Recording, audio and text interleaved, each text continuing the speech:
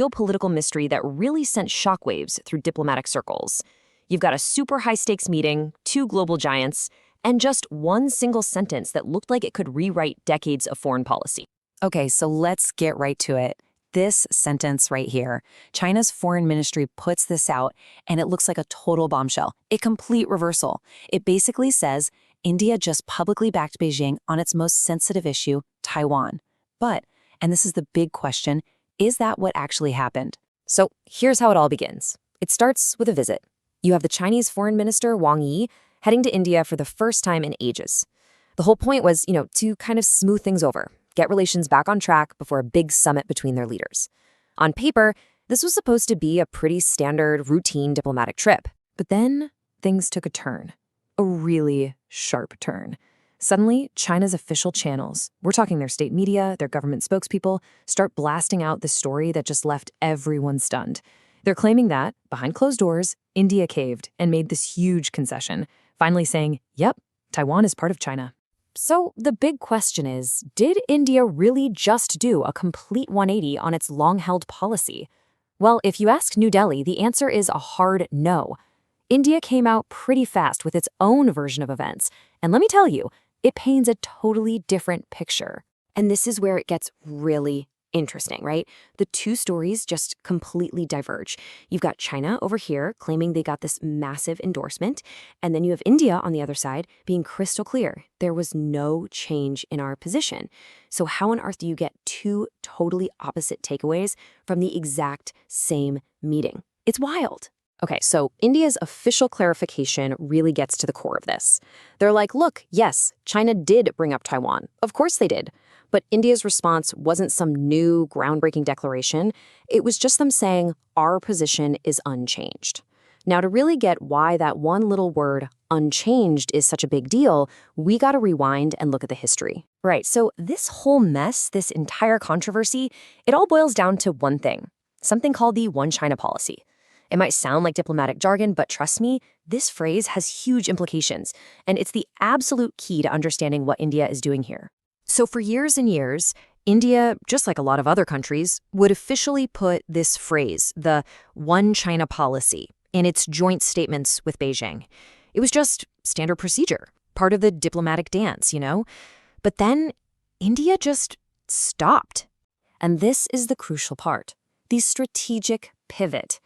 After 2010, India adopted what's called strategic silence. It's pretty simple, really.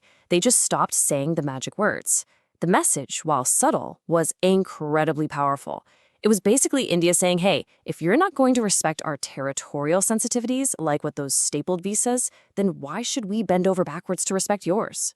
Which brings us back to the million-dollar question. If India didn't actually change its policy, why would China go out and tell the world that it did?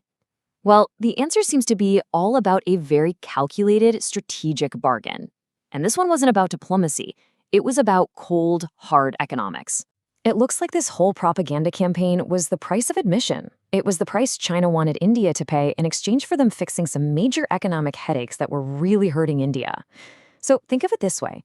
China offered some very real, tangible stuff, and in return, it just manufactured a story of a diplomatic win for itself. And we're not talking about small potatoes here. These were huge deals. First, restarting fertilizer shipments. That's critical for India's entire agricultural sector. Second, guaranteeing a supply of rare earth minerals. I mean, that's the lifeblood of pretty much all modern manufacturing. And finally, unblocking those tunnel boring machines that had completely stalled one of India's biggest, most high-profile infrastructure projects. And this quote here from India's commerce minister from right before the deal was struck, it just perfectly captures how frustrating this whole thing was. He's saying, look, we're buying machines from a German company, but because the machines are made in China, Beijing is just blocking the shipment. It was grinding their bullet train project to a total halt.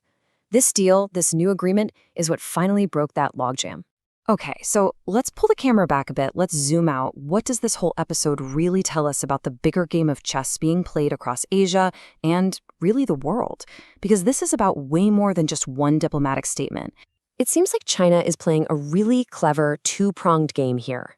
On the one hand, you have the external play, trying to drive a wedge between India and the US, especially when that relationship is already a little strained. But then there's the internal play, the domestic propaganda. By claiming India endorsed their Taiwan stance, Beijing gets to tell its own people, see, our economic strength is so great we can make other major powers fall in line. And believe me, this story is far from over. The Prime Minister of India and the leader of China are set to meet again very soon at a big summit. And you can bet this whole incident, the economic horse trading, the diplomatic drama, is going to make for a very, very complex and tense backdrop for those talks. So that's what it all comes down to, right? The fundamental question.